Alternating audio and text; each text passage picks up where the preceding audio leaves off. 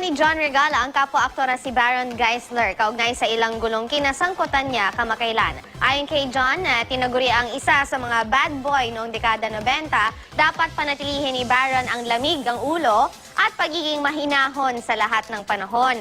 Marami umanong pagkakataon ang batang aktor pa ang magbago. Hinimok pa niya si Baron na patunayang mali ang mga taong nag-iisip sa kanya ng masama. Nakatrabaho na raw noon ni John si Baron at naniniwala raw siyang malayo pa ang mararating ni Baron. Umaasa rin siyang hindi mamasamay ni Baron ang kanyang payo. Huwag mo kunin yung masama kung hindi tinatapon, yung mabuti. Kasi yung mabuti lang ang kunin mo. At yun ang itanim mo sa puso mo, huwag yung masasama. Huwag mo akong gayahin.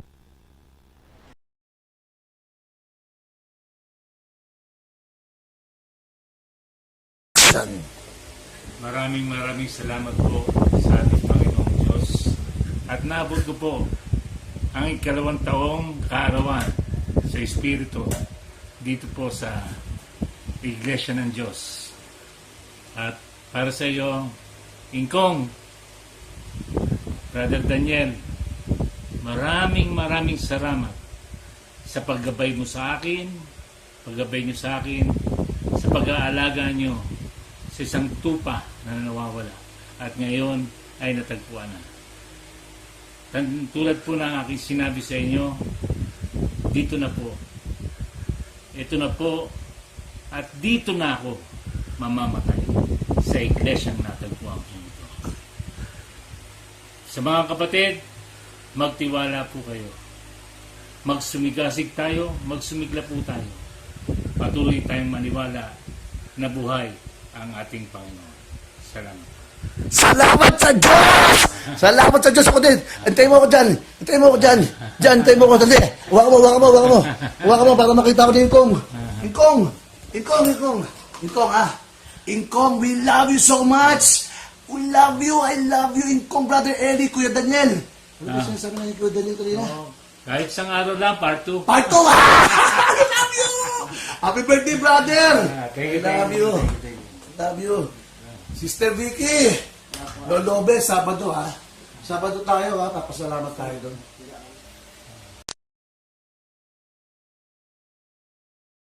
Nakatouch sa puso mo eh, pero maaring iba sa kanya. Paano kayo nagsama sa iisang... Kami kasal. Pinag-isa kami ng Panginoon. Sabi ko, pinag-isa tayo. Hindi pwede tayo mapag-iwalayin ng ayos. So kung nasaan ako, dapat andun ka. Ngayon, kung mananatili ka sa pananampalataya mo yan, magkakaroon tayo ng diferensya. Baka hindi tayo magtagal. Ngayon, hindi naman kita dadalhin sa masama, sabi ko. Kailan ba kita dinala sa masama? Sabi ko sa kanya gano'n. So, naniwala naman sa akin. Bilang Pangulo ng Sambayan, naniwala naman sa akin. Ngayon, bagaman, ako nga ang Pangulo, sabi ko, pero siya naman ang trainer ko. Pero alam mo, ang laki ng pagbabago sa asawa ko. Dati ang asawa ko, nagel, gano'n. Ngayon, tahimik siya. May kapayapaan siya. Sabi ko na sa'yo, di ba? Kapayapaan, yun ang hinahanap mo sa buhay mo. Yes. For the longest time. Yes. It's priceless. Masasabi mo ba na nakalabas ka na dun sa dark period of your life? Asenso na ba? Balik na ba sa biyaya? Marami bang trabaho? Asenso na ako spiritually. Okay. Yung financially, okay lang yun. Di ako simple lang ang aking pamumuhay ngayon. Payak ang aking pamumuhay.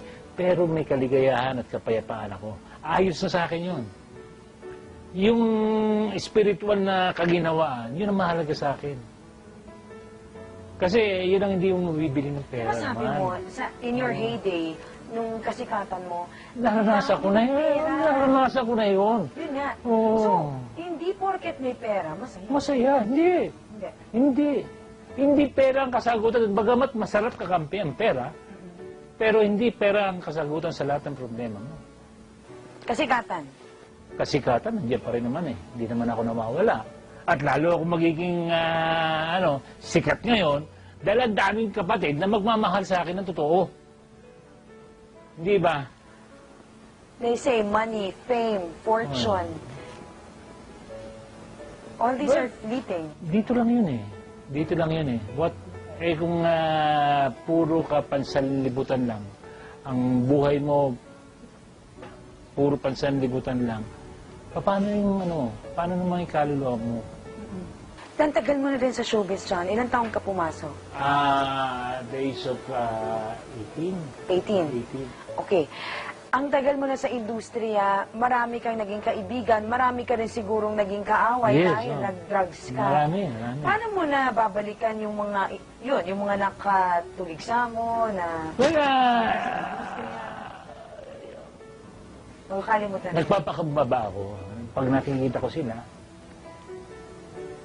I really see to it na kung may nagawa akong pagkakamali sa tao yun, Brad, sorry kung ano man.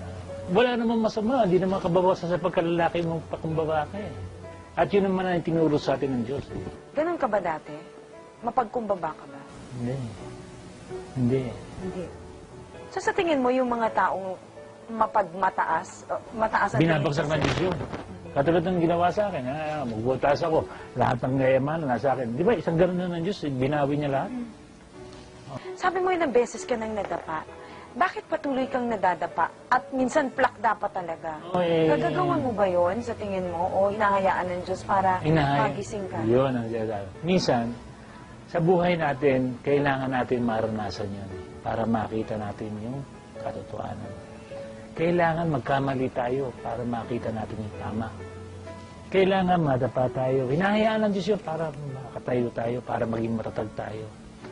Lahat ng nangyayari dito sa mundong ito, naglalakbay lang naman tayo eh. Hindi ito ang mundo natin, naglalakbay lang tayo.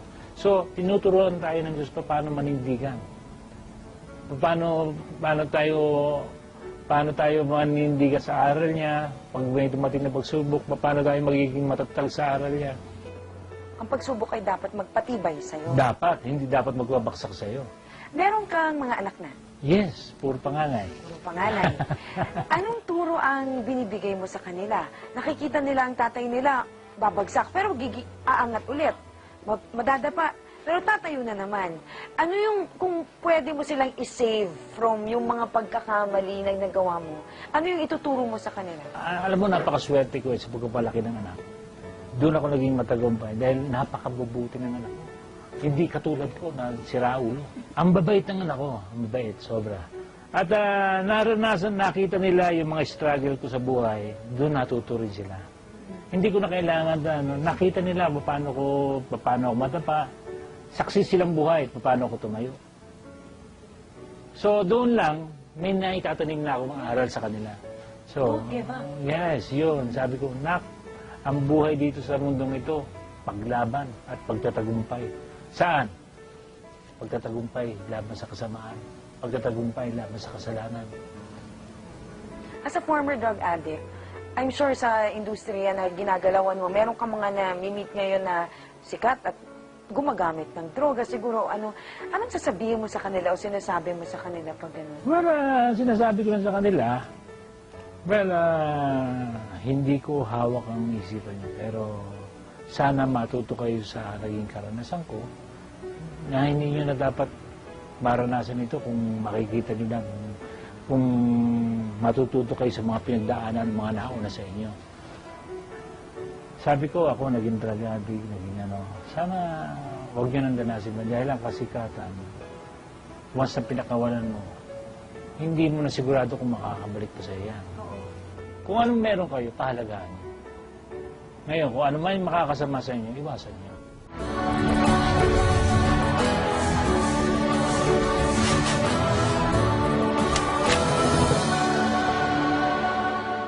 Ano pinapahalagahan mo ngayon? What do you consider your greatest blessing?